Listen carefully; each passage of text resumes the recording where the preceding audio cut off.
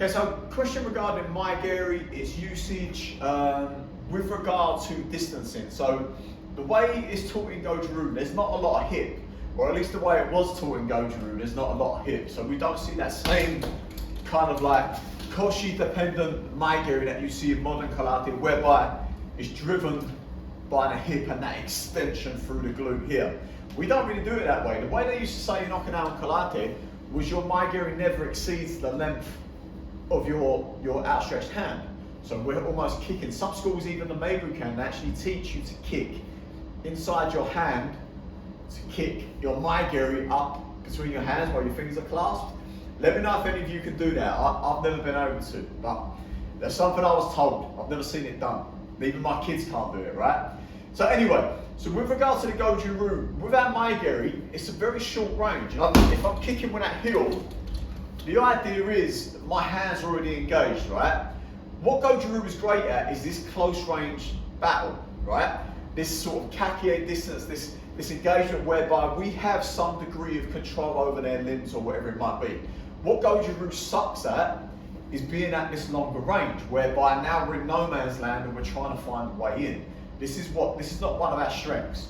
Our strengths is, there's some degree of touch involved. Now we can deploy the techniques from our kata, which is what they're designed for. They're designed for that close range. So when it comes to Mae Geri, if we're applying it from a Goju Ryu context, you can see that, in our kata, it's here. We've already done something with the hand, where we've got that kakie, we've got that bridge position, something's happening here, and we're sneaking that up underneath. There's a feeling of driving that heel in, just to that pelvic basin or to the bladder, to enable this response to happen. We want to buckle them forward. We don't want to push them back out of range again, because now we've got to, again, negotiate that no man's land to figure out how to get in on them. So we want to just drop them down a little bit to now give us their head. We want to bring them closer with that Mae Geri. So different ways we can do that. We have, like I say, using the heel. We have, if we're coming up between the legs, we're using the toe tip to come literally up inside here. Again, it's going to have that effect of hopefully dropping their head forward. Another way I like to use it, if I'm at Muay Thai or back when I was in the police, I'd like to use that inside Mae Geri just to that knee or to the thigh or to the hip, again to get that buckle. If you use that Mae Geri on either hip socket, it's basically going to twist that pelvis. So this is going to upset their balance, upset their posture, put them in an inferior position whilst presenting that head at a closer range for you, right? So different ways we can look at that kick. We're either, the bladder, pelvic basin, we're driving into that hip and slightly angling that kick off. Again, to buckle. We've got ways we can attack that thigh, attack the knee. Again, all things that we're just upsetting their structure with, right?